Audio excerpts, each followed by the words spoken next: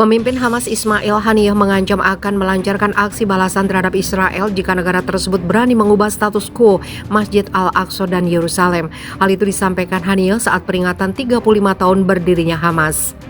Kami benar-benar tidak akan mengizinkan implementasi rencana Zionis di Masjid Al-Aqsa atau di Yerusalem secara lebih luas.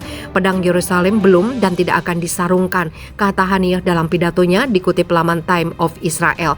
Dia menegaskan tugas Hamas untuk menjaga Al-Aqsa tidak akan pernah luntur. Hamas telah membuat kesepakatan dengan rakyat kami atas Masjid Al-Aqsa yang diberkati, telah menjaga kedalaman rasa hubungan Islam dengan Yerusalem dan Al-Aqsa.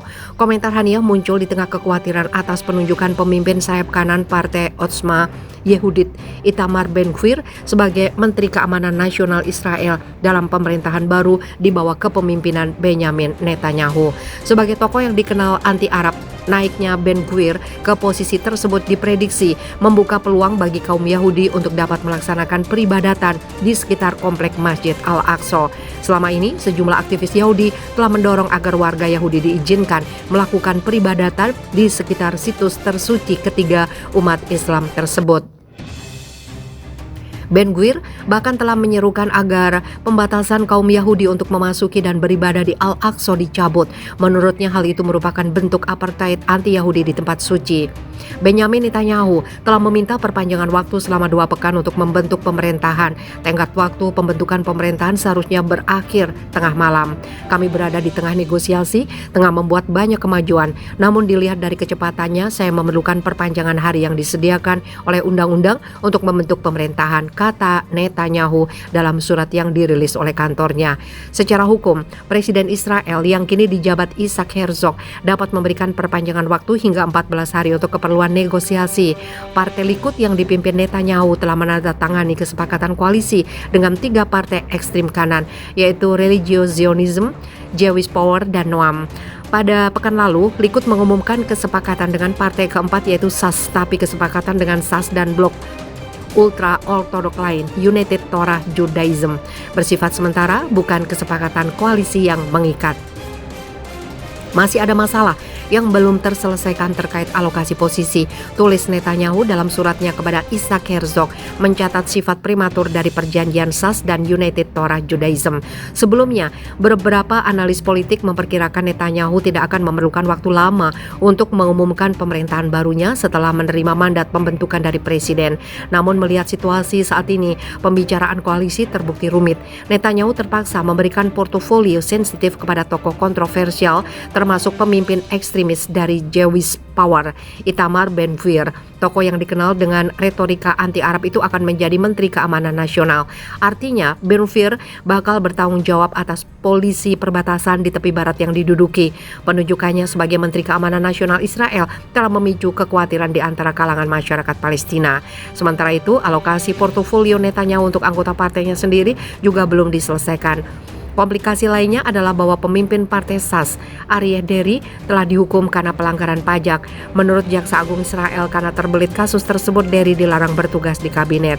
Parlemen Israel, di mana Netanyahu dan sekutunya sekarang mengendalikan mayoritas, mungkin berusaha untuk meloloskan undang-undang yang memungkinkan Deri bertugas di kabinet sebelum memperkuat kesepakatan koalisi. Di bawah perjanjian Sas Likud sementara, Deri akan menjadi Menteri Dalam Negeri dan Menteri Kesehatan di pemerintahan Netanyahu berikutnya. Dia pun ditunjuk sebagai Wakil Perdana Menteri.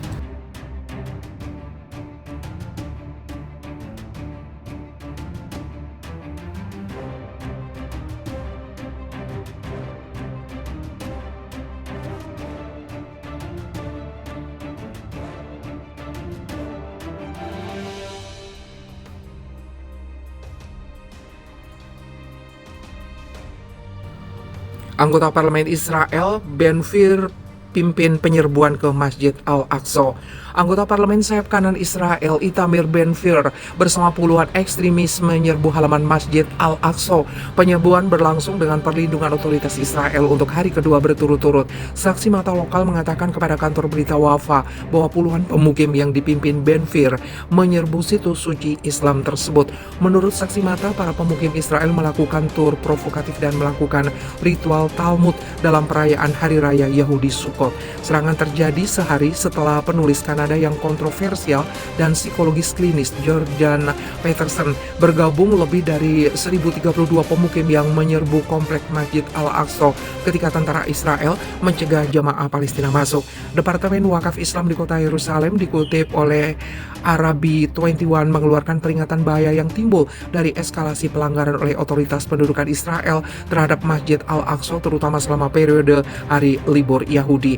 Penyerbuan besar-besaran pada hari Rabu ke Masjid Al-Aqsa terjadi pada hari ketiga Sukkot sebagai tanggapan atas seruan yang dikeluarkan oleh Asosiasi Kuil Pemukiman Israel. Liburan Yahudi berlanjut hingga 17 Oktober. Kelompok ekstremis Yahudi bekerja untuk memobilisasi jumlah pemukim terbesar untuk menyerbu Masjid Al-Aqsa dalam bentuk kelompok besar. Kelompok ekstremis Temple menuntut agar massa yang menyerbu membaca Taurat dengan keras di dalam Al-Aqsa setelah beberapa teks diedarkan kepada mereka. Pada hari libur, kelompok ekstremis Temple mencoba membawa sesajen tanaman ke dalam Masjid Al-Aqsa selama penyerbuan. Selain terus melakukan doa Talmud dan ritual di halaman Al-Aqsa, Masjid Al-Aqsa adalah situs tersuci ketiga di dunia bagi umat Islam. Orang Yahudi menyebut daerah tersebut sebagai Temple Mount.